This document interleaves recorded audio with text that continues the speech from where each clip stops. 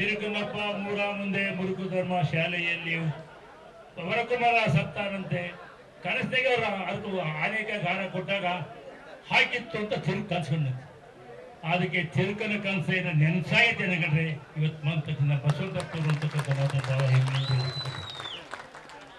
ಬಹಳ ಏನೇನೋ ಹೇಳ್ಬೋದು, ಯಾರು ಶ್ರಮಕ್ಕಿಂತ ಹೆಚ್ಚಾಗಿ ಸಂವಿಧಾನ ನಾವು 2 ತಿಂಗಳ ಹಿಂದೆ ತಗೊಂಡಿರ್ಬೋದು. ಯಾವಾಗ ಕೃಷ್ಣ ಬೈರೇಗೌಡರು ಆ ಹೇಳಿಕೆ ಕೊಟ್ಟಾದಾಗ ಅಧಿವೇಶನ ನಡೀತಾ ಇತ್ತು. ನಾವು 3ನೇ ಪಾಠ ಗೆದ್ದಂತ ಶಾಸಕರು 33 ಜನ ಇದ್ವಿ.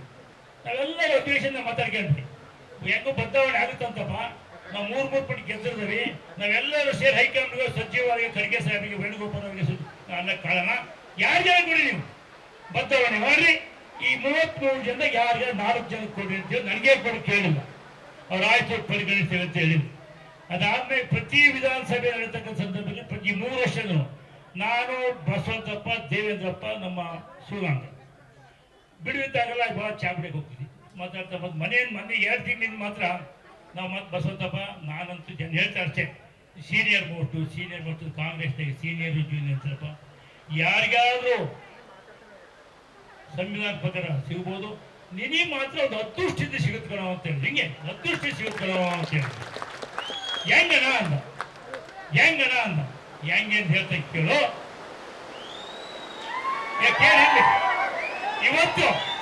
ಇವತ್ತು ಈ ವರ್ಗದಲ್ಲಿ ಇಬ್ಬರೇ ನೀನು ಒಬ್ಬ ನಮ್ಮ ತಿಮ್ಮಾಪುರ, ಪಾಪ ತಿಮ್ಮಾಪುರ ಸ್ವಲ್ಪ ಕುರ್ಚಿ ಅಗಲಾಡ್ತಾ ಇದ್ವಿ, ತಿಮ್ಮಾಪುರ ಅಗಲಾಡಿದ್ರೆ ಖಂಡಿತ ನಿಮಗೆ ಕುರ್ಚಿ ಸಿಗೋದು ಅಂತ ಹೇಳ್ತಿದ್ವಿ.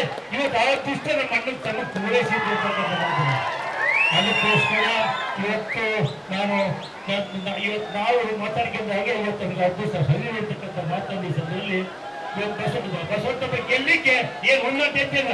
ಕಳೆದ 22 ವರ್ಷಗಳ ಕೋವಿಡ್ ಬಂದ ಸಂದರ್ಭದಲ್ಲಿ ನಾವ್ಯಾರು ಬಂದಿರಲ್ಲ.